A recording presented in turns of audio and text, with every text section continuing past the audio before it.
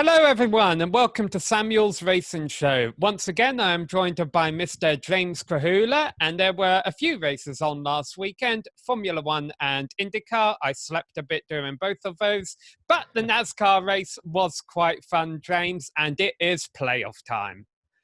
Yes, finally, the playoffs are here. For a couple of months there, we didn't know if this was even going to be a possibility with NASCAR, and the fact that they were able to get in all the regular season, and now we could jump into, the playoffs uninterrupted. It's just going to be fantastic. I mean, I really do have to applaud NASCAR. I did not think that they were going to be able to do that. We saw the IndyCar has not been able to do that with their schedule. Great part on NASCAR to get us here. It does sound like IndyCar are planning on getting a doubleheader in Mid-Ohio still going, so hopefully that will happen. But let's go ahead and move on to NASCAR because we've got a pretty fun show here. I'm quite sure NASCAR America and NASCAR Race Hub and all that are going to end up, that they have their own playoff bracket kind of thing where they list the 16 drivers, the 12 drivers they think will be left after the first rounds. Then the 8, then the championship 4, and eventually who they're going to win the championship. So we're not going to do that. We're going to do it slightly different. We're going to do it bracket style because we weren't able to have March Madness. So I have got a notepad here. This is a highly sophisticated piece of machinery and technology. And you're probably wondering how I'm going to hold this, my handheld microphone, and my marker all at the same time during this broadcast. And I'm not quite sure, but we're going to make it up as we go along, James. And it must be said, we've looked at a couple of numbers, but most of our choices in this bracket are going to be pure gut feeling. I'm really impressed with how we're able to make our budget work for this show. I mean, I'm really impressed here. It's going to be great. Can't wait. I hope everyone's enjoying my high technology webcam as well. I think it's a little bit at an angle as well. So yeah, this is a great production. All right.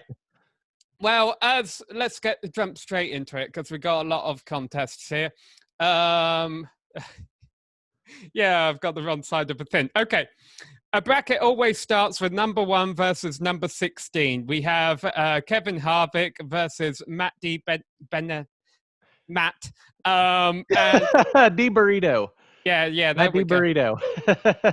And James, I'm going to assume that we're not gonna. There's going to be a couple of upsets here, I'm sure, but this doesn't need to be one of them. I think it's a safe bet to say Harvick's got a better chance, unless Kevin Harvick has like a James Davison brake rotor Indy 500 type 3-race stretch. There's no way that Matt, and I actually think I could say his name, Matt DiBenedetto. Well done. I'm very impressed with myself. That was complete dumb luck. I will not pronounce anyone's name correctly from here on out. But there's no way that Matt's getting through this round. Kevin Harvick all the way.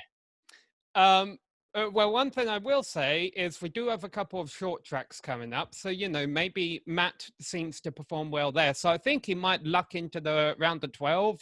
Not luck into it, maybe even, get good performances, get into it that way. Not sure he's going to get much further. He's not beating Kevin Harvick. We're not doing it by going to the 12. Kevin Harvick all the way. He doesn't stand a chance against Harvick this year. All right.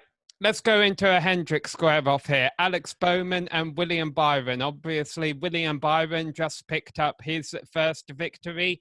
And this is a light-hearted, fun show, James, but I'm going to say that I kind of want Bowman to do well because he's crew chief Greg Ives worked hard very closely with the late Bryce Whitson, who passed away a couple of weeks ago. For a lot of people who watch our shows and follow us, they'll be aware of Bryce. And so I do kind of want to see Bowman do well. But I've got to admit that with William Byron's victory at Daytona, I think he's got a bit of momentum on his side. He has no momentum. He has not proven any skill level. And I'm not trying to, completely dog on William Byron here, but look at the only 2 times that he's really shown up and performed has been on the plate tracks. I think that his win last weekend, glad he finally got a win. I think that he's deserving with that. he does not have the momentum this year. I have Alex Bowman going through off of skill and as a sentimental favorite. Okay, I'm going to write down Bowman's number then because I was a little bit on the fence. Where's a good place to hold this? Right there. I think we're good. Yeah. Yeah, I need to draw an imaginary square in the air. Sentimental favorite for Bowman, and also, I think it was close between them to start with. So give the edge to the 88 there then. Logano and Boyer. Logano, as popular as he is at times, he is a very good driver, particularly on some of the tracks we're going to towards the end of the season. I think he'll do strongly. Boyer, I just think he's a little bit incident prone at times. I don't know. We've seen glimpses of brilliance from Clint Boyer in the past. This year has not been this year. I think that it was just. I know that he got into the playoffs. I think that he maybe did not cause as many accidents as possible, but Logano's been way quicker this year. This one's an easy one for me that I see Joey moving through. All right, 9 and the 10. Chase Elliott and Eric Almirola. I'll let you go first on this one. Me go first on this one. Yes. And again, that's as dominant as Kevin Harvick has been in SHR this year. None of the other SHR drivers have really been performing well this year. Chase Elliott has always been, very consistent throughout the year. I go in with Chase Elliott on this one. I almost wanted to make this my upset one. I almost thought really? about, yeah, I said, if there is one driver who can produce a couple of surprises, Almirola's been doing all right. He's performed well at super speedways in the past. However, we do have road courses and we do have, road courses in the playoffs, and I think that is going to play to Chase Elliott's favor. I don't have much of a case for Eric Almirola, but I just thought I'd mention that he might perform well. You still think Ed's going to go to the 9? Yeah, no, I think that Eric's always just been a very solid driver, but anyone other than the 4 this year has not been really impressing me at SHR. Chase Elliott has at times impressed me this year. Overall, very average season, but I see Chase Elliott being a little bit stronger here going into the playoffs. All right, with me being right-handed, it's easier to show this side on the screen. So at the top of the left side, we had seeds number 1 and 16 based on where they rank in the points currently. Now here we have ranked 2 and 15, Denny Hamlin and Kurt Busch. Any chance of an upset here, James, or are you Denny Hamlin all the way? Hamlin all the way? No chance of an upset here. Kevin Harvick and Denny Hamlin have been so impressive this year. I almost wish that we were going back to a situation where we did not have the playoffs, because I would love to see these two just brawl it out all year long. It feels almost upsetting to see it kind of reset at this point of the year. As dominant as those two have been. But both of those guys have shown no signs of slowing down. I still think it's going to be the 4 and the 11 throughout the entire playoffs.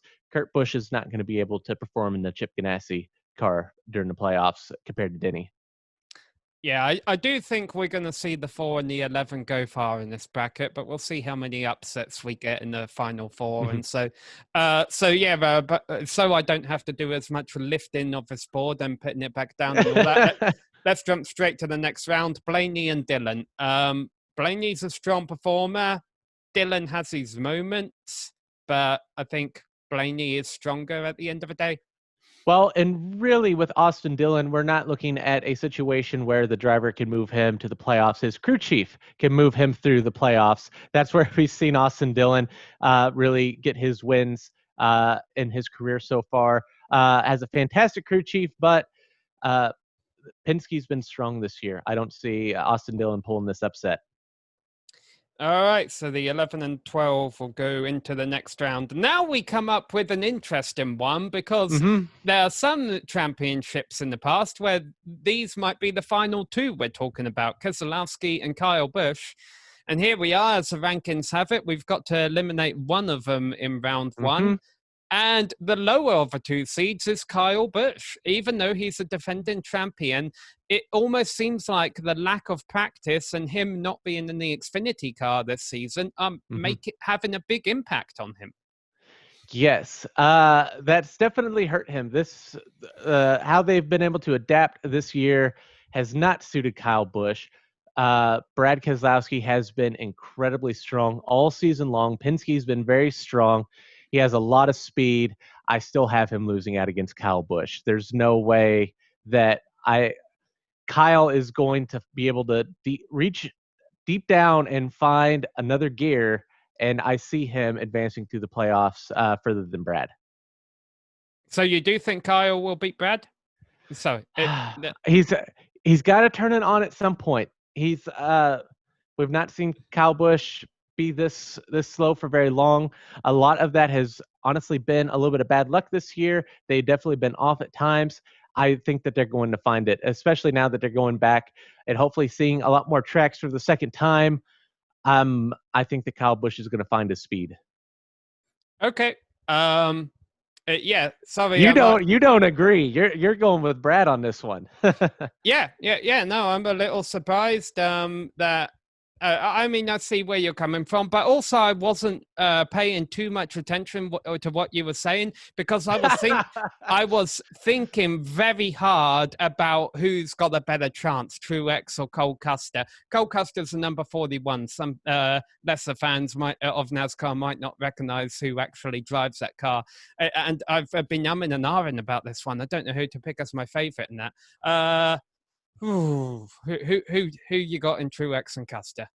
That one is easy to me. Now, first off, I do want to say that Cole Custer, he went out and he earned that victory at Kentucky. I'm very proud of him. He definitely surprised us and made a very impressive move to win that Kentucky race. So I'm glad that he earned his first win earnestly, and I think that he has a bright future. But other than that, I don't think that he's had a whole lot of shining moments this year. I think without that win, he would not be in the playoffs. I absolutely have the Joe Gibbs driver with Martin Truex going through. And in 9 of the last 10 races, Truex has placed inside the top 4. That's almost a Formula One kind of stat. Yeah. So we're going with Kyle Busch over Keselowski. You know what? I don't think we had any other upsets in round one here, so I'll go ahead and write that number. Well, what the true upset is that Kyle Busch is the upset. That's very unusual to be saying, but here we are. It's on par with the course of the rest of 2020. So, all right, round 2. Here we go. We've got Harvick and Bowman, Logano and Elliott, Hamlin and Blaney, and Kyle Busch and Truex. Starting with Harvick and Bowman. The one of the 2 dominant cars of the season versus our sentimental favorite. I think sentimental can only go so far, James. Yeah, again, Kevin has been very good all season long. He's shown no signs of slowing down. He's going into the playoffs with a lot of momentum and a lot of speed. I'm seeing Kevin going through on this one. All right, so now we got best buddies, Logano and Chase Elliott. And I guess what we need to, both should advance to the round of 12, but the one who, there's still something to be gained for performing well during the next 3 rounds at the short tracks. You get a little bit of extra bonus points heading all the way down until you finally get to the season finale at Phoenix where everything gets evened out. So Logano and Chase Elliott, they're both strong performers when it comes to road courses, when it comes to short tracks. We might see a little bit of controversy between these two, and that might end up determining which one of them could make it to the Final Four and maybe one of them doesn't. Yes, and To me, this one's probably the most difficult one that we have on here, the entire bracket. The only reason that I'm going to give the slight edge to Chase Elliott over Joey Logano is we are going to the Roval, and that's going to be the one that's going to lock you into the championship. No one is going to be able to stop Chase Elliott on the road course. I mean, he nosed it into the wall last year and still came back and won. He's won all the road courses so far this year. I have, just for that fact, I think that Chase Elliott will be able to make it to the Final Four, which gives him just that slight edge over Joey Logano. That being said, Joey Logano can wind up winning any of the races leading up to the playoffs, but I don't feel as confident about him winning in any particular race as I do about Chase winning in the Roval. All right, so now we have Denny, Hamlin, and Ryan Blaney, and I think Ryan Blaney here is just a victim of where he fell into the bracket. Yeah, Ryan Blaney's been incredibly strong.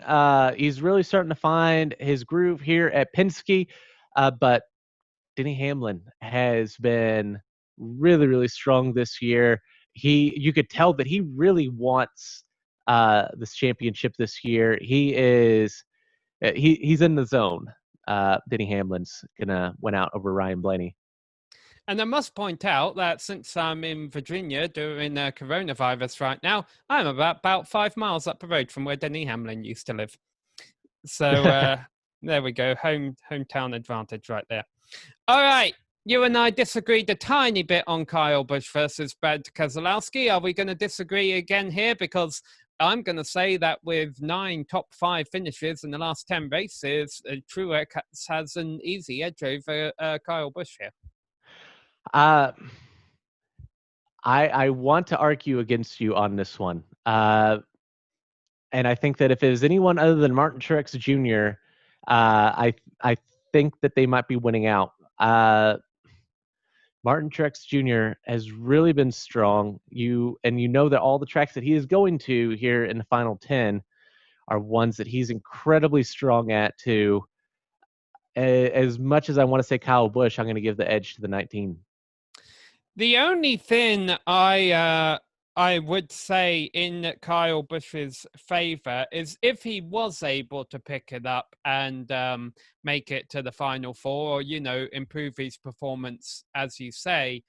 I think, with him being more experienced in fighting for championships over on the Xfinity side and, running up front there, and also in the Cup side, having won 2 championships in the past, I think if Kyle Busch was able to get to the level at which he could compete up front and be a proper contender for the championship, he would have a better chance of pulling it off in Phoenix. But I'm just not sure he can make it all the way to Phoenix. I think he might make it to the final way. I do think that will be a headline towards the end of the season. I feel like Kyle and maybe someone like Logano will be a couple of our bubble drivers with 2 or 3 rounds to go that we're really going to be paying attention to. Yeah, especially with now moving to Phoenix for the championship. If these guys, and I think that particularly Joey Logano and Kyle Busch, if they're able to make it to Phoenix, they are absolutely championship caliber drivers, both champions themselves, that have a very good chance of winning the championship. I just don't see them making that Final Four. But if they do, then they're just as likely to win the championship as anyone else. All right, so we said we would end up with Harvick and Hamlin and 2 thanks for playing drivers, and that's what we've got. Is it a pretty simple Harvick and Hamlin final round here, James? Chase Elliott and Martin Truex, thanks for playing. Yeah, and especially them going to Phoenix and all the tracks heading up to there, I don't see them slowing down. I don't see any weaknesses in their game. Now, here is the really difficult part. You beat me to it. You didn't give me enough time to write. All right, here we are. I almost felt like writing this beforehand because I thought we would come down to this. But yes. All right.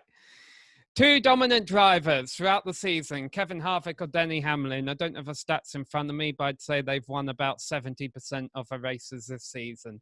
Both of them have been consistent throughout the year on a variety of different racetracks. Phoenix is a track where they both have performed well at. A few years ago, you would have easily given it to Kevin Harvick because he was the guy to beat at Phoenix. Phoenix revamped its racetrack in recent years. They completely turned the things around. They opened up the dog leg. It made it a bit of a different racetrack, made it a little bit more unpredictable. And Harvick doesn't always win there. He's still a strong performer there. But Denny Hamlin is also another strong performer there. And as you mentioned, he has a bit of extra motivation this season, having came so close so many times in the past and not being able to pull it off. Phoenix almost races a little bit like a short track. It's not a short track, it's a mile long, but there is the honest truth that a wreck could ultimately end up deciding who wins this championship. So at the end of the day, it's a bit of a crapshoot for any of the four drivers that make it into the championship finale.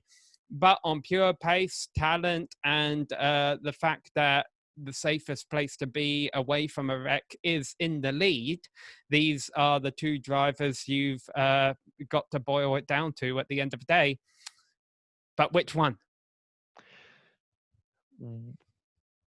Ever since Kevin Harvick has moved to SHR, he has consistently he has been a championship contender every single year since he moved to that 4-car. He is incredibly fast at Phoenix. Even after the repave, he's still really, really good there. He's been completely on fire this entire season. He has a lot of momentum heading into the championship. I don't see there's any way that he doesn't make the Final Four. And I see Denny Hamlin winning the championship this year. Denny Hamlin has been, as you mentioned, he has come so close throughout his entire career.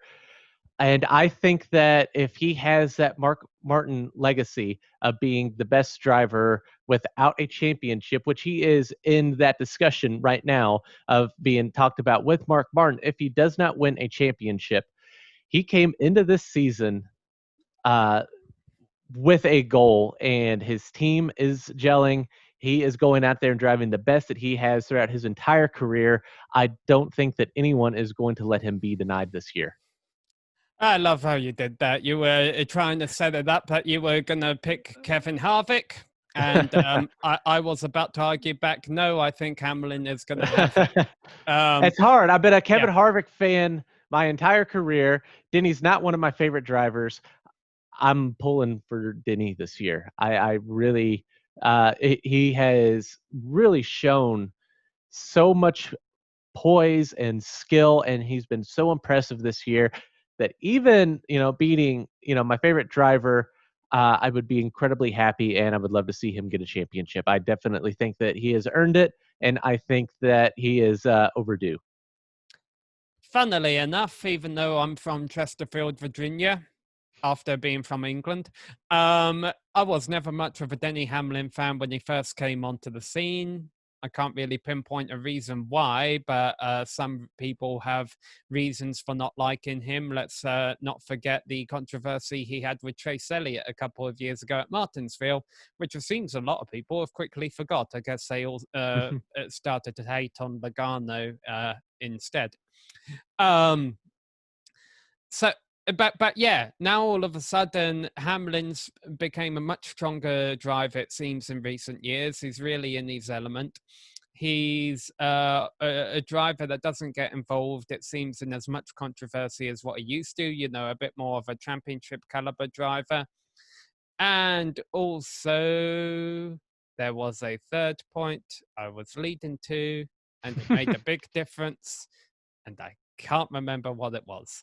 But, he speaks his mind. I love the fact that, when they interview him, he completely tells it the way it is. And that's one thing I've learned to admire him over the past few years. But you know what? Ultimately, James, it would be a travesty if Harvick or Hamlin did not make the Final Four, because they both deserve to be in it. So let's assume that they both do make it.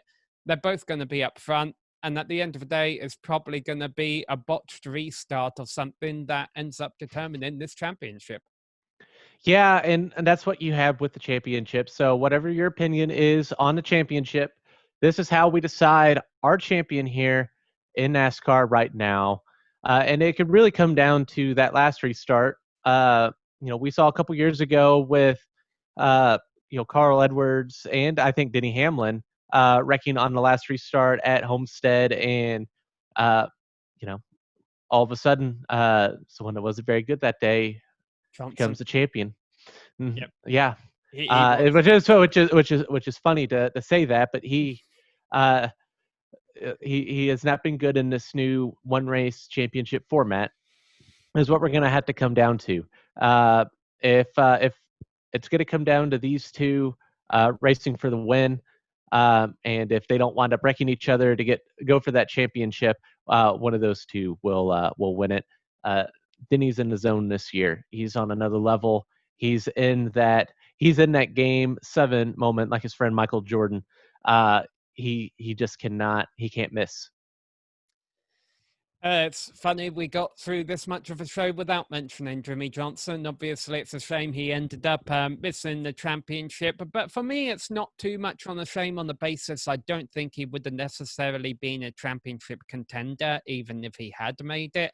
And the truth of the matter is he has 10 more opportunities to win a race this season. I hope he can pull that off. Yeah, and everyone, of course, we wanted to see Jimmy into the playoffs. Really, I think that if he could get a win, which they've been close this year, I think that they found a little bit more speed this year. And everyone keeps saying how upsetting this is, that this is Jimmy Johnson's final year, and he's had to deal with the type of year, missing the Brickyard 400, no fans at the events and everything. But he seems content. He seems okay with everything that's going on. He's excited about his NASCAR career. He has, I think, no regrets about the way that it's ending. Of course, I think that he would like to go out with the win this year, and I think that we're all pulling for that as well. But he seems happy. He's ready to go try some new stuff that he's wanted to do. Hopefully, he's able to get funding for his IndyCar ride and go do the road courses and street courses next year. And I don't think that this is a sad final year for Johnson. He was in the discussion for the playoffs. They've run good. If he get a win, I think that he's going to be completely happy with this final year of his career. It would be fun to see him in IndyCar, and if a 7-time NASCAR champion can't afford a ride in IndyCar, there's a little bit of a fundamental problem there. But yeah. All right, so what do we have this weekend? We've got Formula One at Monza. One of 2 drivers will win that. We've got the IMSA race. They're doing a sports car race down that road at Atlanta, so that'll be interesting for sports car fans to see. And we've also got NASCAR at Darlington, Sunday night race because of Labor Day weekend. Obviously, last time NASCAR was at Darlington, the controversial moment towards the end there between Chase Elliott and Kyle Busch. Does one of those 2 drivers get redemption this time around and take a checkered flag, or are we looking at a Harvick or Hamlin victory? I think it would be very easy to go with one of those 2. Don't forget the speed that Jimmy Johnson was showing very early in that first race back after they shut everything down. I think that I don't think that him losing out on the playoffs is going to derail his motivation. I think that it's going to make him hungrier. He's good at Darlington. They had a fast car earlier this year. I don't see him making that same mistake. I'm going with Jimmy Johnson as the favorite for this weekend. And I will go with Chase Elliott then, because I feel he's got, he kind of has a chip on his shoulder from what happened at Darlington earlier this year, and he'll be a driver up there towards the end of a race when it's all said and done.